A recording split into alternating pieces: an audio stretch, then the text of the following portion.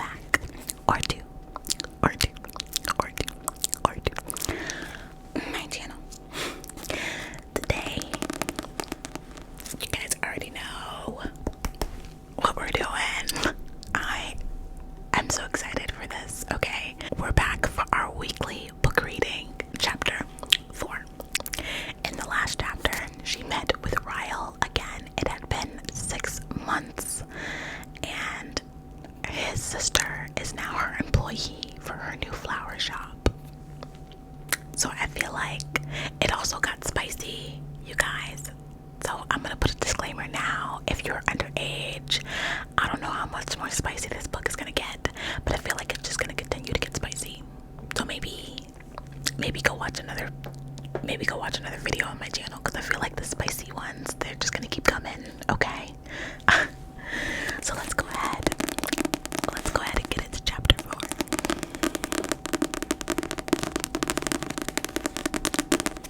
It takes me half an hour to make it from my car to my apartment. I called Lucy twice to see if she could help me, but she didn't answer her phone. When I make it inside my apartment, I'm a little irritated to see her lying on the couch with her phone to her ear. I slam our front door behind me and she glances up. "What happened to you?" she asks. I use the wall for support as I hop toward the hallway.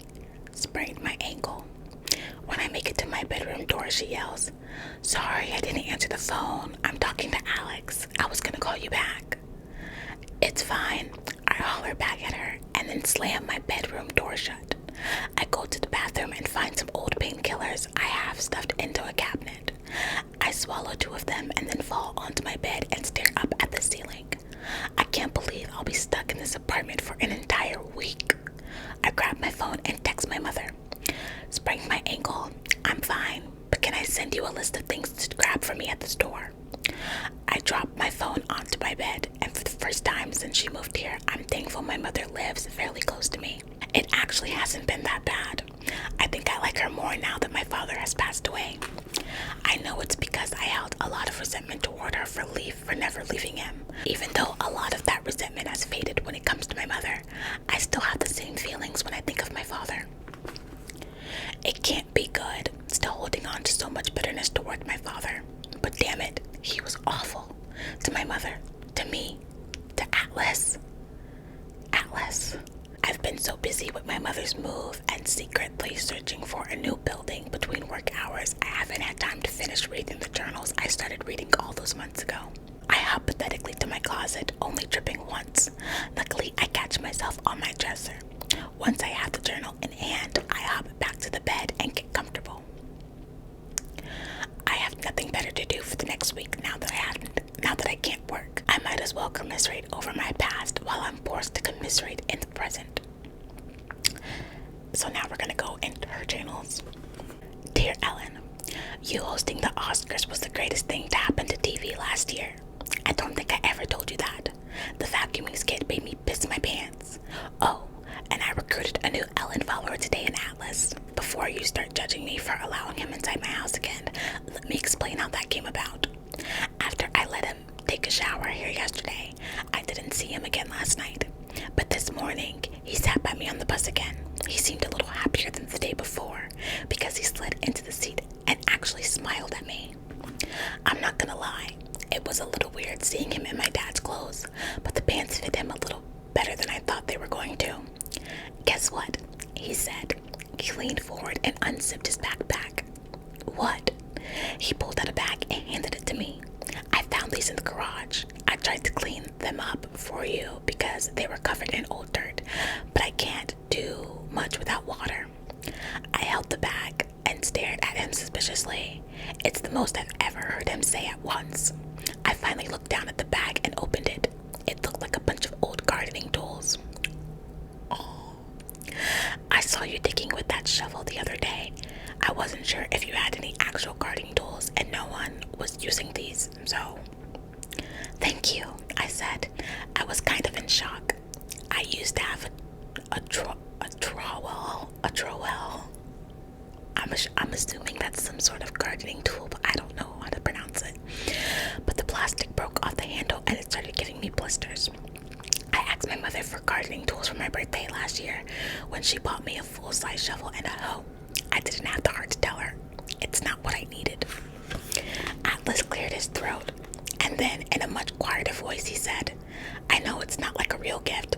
I didn't buy it or anything, but I wanted to give you something, for. He didn't finish his sentence, so I nodded and tied the bag back up. Do you think you can hold them for me until after school? I don't have any room in my backpack. He grabbed the bag from me and then brought his backpack up to his lap and put the bag inside of it. He wrapped his arm around his backpack. How old are you? He said. 15. The look in his eyes made him seem a little bit sad about my age, but I don't know why. You're in 10th grade. I nodded, but honestly couldn't think of anything to say to him. I haven't really had much interaction with a lot of guys, especially seniors. When I'm nervous, I kind of just clam up. Same. I don't know how long I'll be staying at that place, he said, bringing his voice down again. If you ever need help with anything, any gardening or anything after school, it's not like I have much going on there, being as though I have no electricity. I laughed and then wondered, wow, it got so dark, I'm sorry. I laughed and then wondered if I should have laughed at his self-deprecating comment. We spent the rest of the bus ride talking about you, Ellen. When he made that comment about being bored, I asked if he ever watched your show. He said he'd like to because he thinks you're funny, but a TV would require electricity. Another comment I wasn't sure if I should laugh at. I told him he could watch your show with me after school. I always record it on the DVR and watch it while I do my chores. I figured I could just keep the front door deadbolted, and if my parents got home early, I'd just have Atlas run out the back door.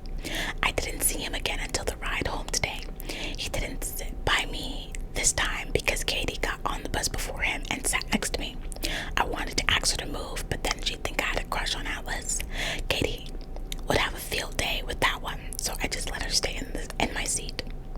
Atlas was at the front of the bus, so he got off before I did.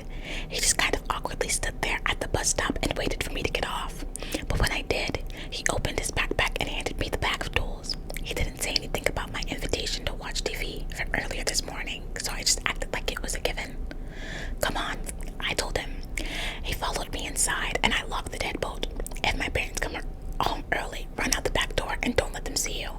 He nodded. Don't worry, I will, he said with kind of a laugh. I asked him if he wanted anything to drink and he said sure. I made us a snack and brought our drinks to the living room. I sat down on the couch and he sat down in my dad's chair. I turned on your show and that's about all that happened. We didn't talk much because I fast forwarded through all the commercials, but I did notice he laughed at all the right times. I think good comedic timing is one of the most important things about a person's personality. Every time he laughed at your jokes, it made me feel better about sneaking him into my house. I don't know why. Maybe if he's actually someone I could be friends with, it'd make me feel less guilty. He left right after your show was over. I wanted to ask him if he needed to use the shower again, but that would have cut it real close to time from my parents getting home. The last thing I wanted was for him to have to run out of the shower across my backyard naked. Then again, that'd be kind of hilarious and awesome. Lily. Okay, so now we're going into the second journal entry. Dear Ellen, come on, woman. Reruns. A full week of reruns. I get that you need time off, but let me make a suggestion. Instead of recording one show a day, you should record 2.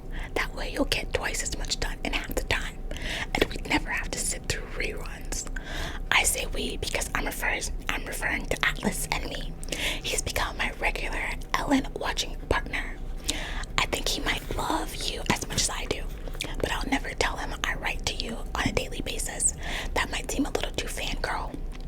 He's been living in that house for 2 weeks now. He's taken a few more showers at my house, and I give him food every time he visits. I even wash his clothes for him while he's here after school. He keeps apologizing to me like he's a burden, but honestly, I love it. He keeps my mind off of things, and I honestly look forward to spending time with him after school every day. Dad got home late last night, which means he went to the bar after work, which means he's probably going to instigate a fight with my mother, which means he'll probably do something stupid again. mad at her for staying with them. I know I'm only 15 and probably don't understand all the reasons she chooses to stay, but I refuse to let her use me as her excuse. I don't care if she's too poor to leave him and we'd have to move into a crappy apartment and eat ramen noodles until I graduate. That would be better than this. I can hear him yelling at her right now. Sometimes he gets like this. I walk into the living room hoping it'll calm him down. He doesn't like to hit her when I'm in the room. Maybe I should go try that. Lily. That's sad, you guys. Okay, moving on to the next journal entry. Dear Ellen, if I had access to a gun or knife right now, I'd kill him. That escalated quickly. As soon as I walked into the living room, I saw him push her down. They were standing in the kitchen and she'd grabbed his arm, trying to calm him down, and he backhanded her and knocked her straight to the floor. I'm pretty sure he was about to kick her, but he saw me walking into the living room and stopped. He muttered something under his breath to her, then walked to their bedroom and slammed the door. I rushed to the kitchen and tried to help her, but she never wants me to see her like this. She waved me away and said, I'm fine, Lily. I'm fine. We just got into a stupid fight. She was crying and I could already see the redness on her cheek from where he hit her. When I walked closer to her, wanting to make sure she was okay, she turned her back to me and gripped the counter. I said, I'm fine, Lily. Go back to your room. I ran back down the hallway, but I didn't go back to my room. I ran straight out the back door and across the backyard. I was so mad at her for being short with me. I didn't even want to be in the same house as either of them. And even though it was dark already, I went over to the house Atlas was staying at and I knocked on the door. I could hear him moving inside, like he accidentally knocked something over. It's me, Lily, I whispered. A few seconds later, the back door opened and he looked behind me, then to the left and right of me. It wasn't until he looked at my face that he saw I was crying. You okay? He asked, stepping aside. I used my shirt to wipe away my tears and noticed he came outside instead of inviting me in. I sat down on the porch step and he sat down next to me. I'm fine, I said. I'm just mad. Sometimes I cry when I'm mad. He reached over and tucked my hair behind my ear.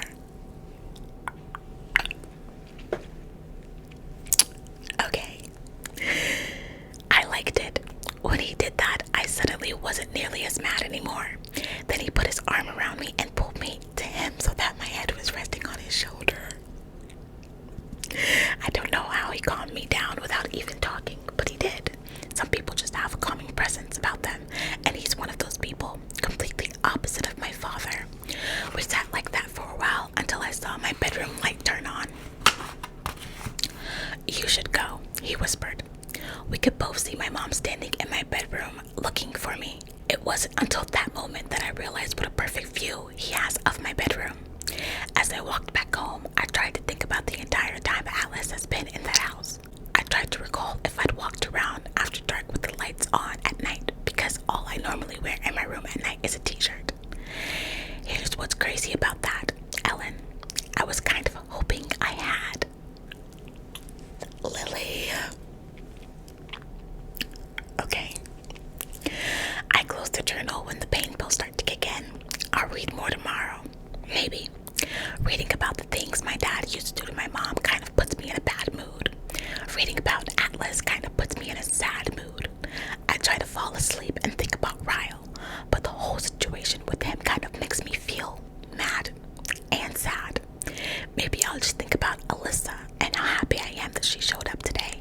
I could use a friend, not to mention help. During these next few months, I have a feeling it's going to be more stressful than I bargained for. And that's chapter 4, you guys. This chapter was really short. So in this chapter, we got a little bit more throwbacks. It was a little bit more innocent than the rest of them. Yeah, I'm really enjoying this book so far. I don't know why, I'm into it. It's not even like the usual type of book that I like to read. I'm not the biggest romance novel person, but I don't know, I'm feeling it. I'm feeling it.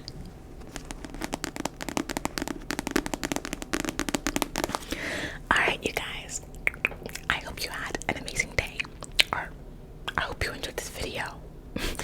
I hope you have an amazing day or night or whatever your situation is. And I will see you guys in my next one. I cannot wait to move on to chapter 5. And yeah, I'll see you